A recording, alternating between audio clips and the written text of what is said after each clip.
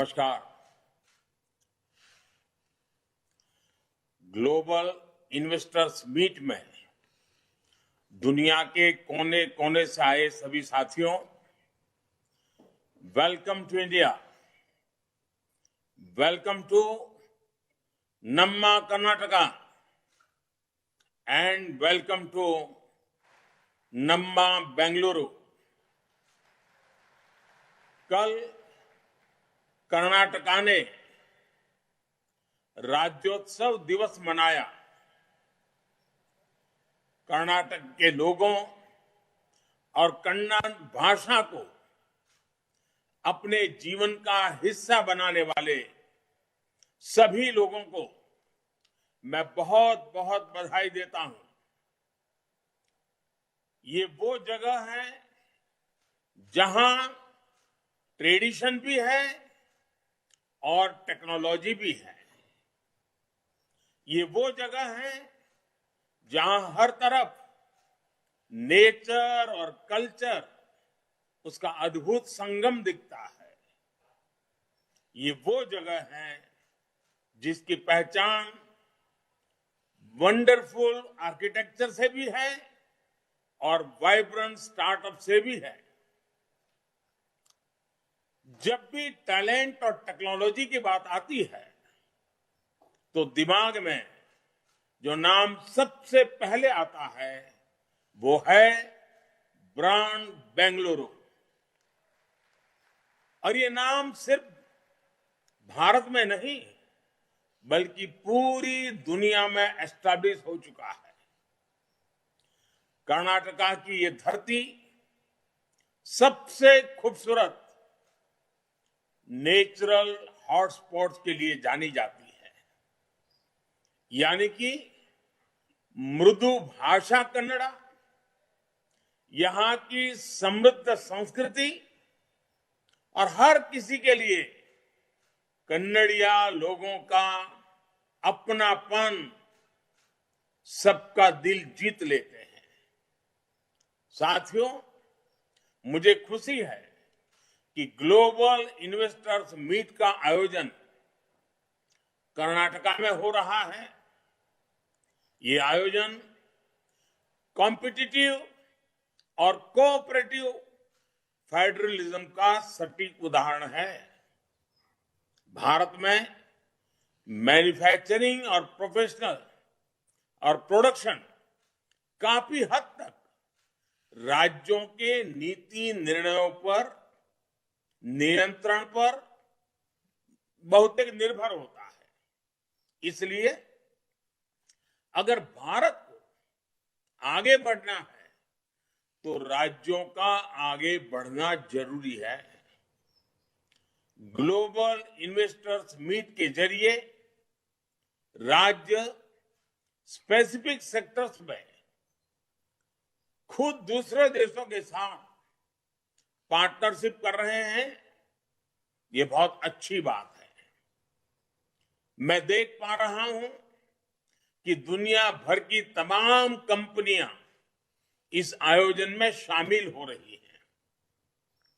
मुझे बताया गया है कि इस प्लेटफॉर्म पर हजारों करोड़ रुपए की पार्टनरशिप की जाएगी।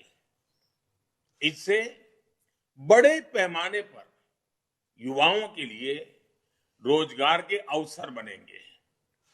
साथियों, 21वीं सदी में भारत आज जिस ऊंचाई पर है, वहां से अब उसे निरंतर आगे ही जाना है।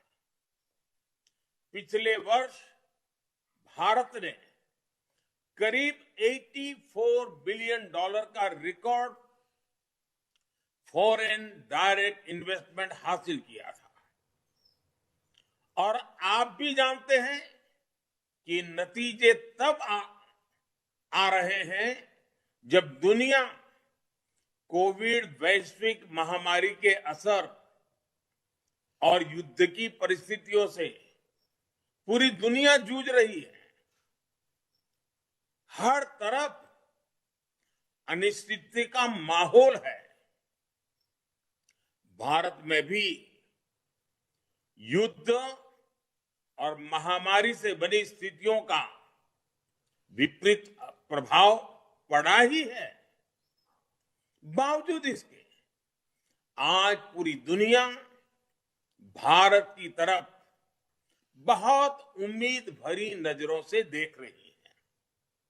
ये दौर इकोनॉमिक अनसर्टेनिटी का है, लेकिन तमाम देश एक बात को लेकर आश्वस्त है कि भारतीय अर्थव्यवस्था के फंडामेंटल्स मजबूत है। आज के इस फ्रेगमेंटेड दौर में भारत दुनिया के साथ जुड़कर और दुनिया के लिए काम करने पर जोर दे रहा है। इस दौर में सप्लाई चेन्स को ठप पड़ते देखा है, लेकिन इसी दौर में भारत हर जरूरतमंद को मेडिसिन और वैक्सीन सप्लाई करने का भरोसा दे रहा है। ये मार्केट फ्लक्चुएशन का दौर है, लेकिन 130 करोड़ भारतीयों की आकांक्षाएं हमारे घरेलू बाजार की मजबूती की गारंटी दे रही है। और सबसे अहम बात, ये भले ही ग्लोबल क्राइसिस का दौर है, लेकिन दुनिया भर के एक्सपर्ट्स, विश्लेषक और अर्थव्यवस्था के जानकार भारत को ब्राइट स्पॉट बता रहे हैं। और हम अपने फंडामेंटल्स पर लगातार काम कर रहे हैं ताकि भारत की अर्थव्यवस्था दिनों दिन और मजबूत हो। पिछले कुछ महीनों में भारत ने जितने फ्री ट्रेड डील्स किए हैं, उससे दुनिया को हमारी तैयारियों की झलक मिल चुकी है। साथियों, आज हम जिस मुकाम पर पहुंचे हैं, उसका सफर कहां से शुरू हुआ था, ये याद रखना जरूरी है। 9-10 साल पहले हमारा देश पॉलिसी लेवल पर की और उसी लेवल पर क्राइसिस से जूझ रहा था। देश को उस स्थिति से बाहर निकालने के लिए हमें अपनी अप्रोच बदलने की जरूरत थी।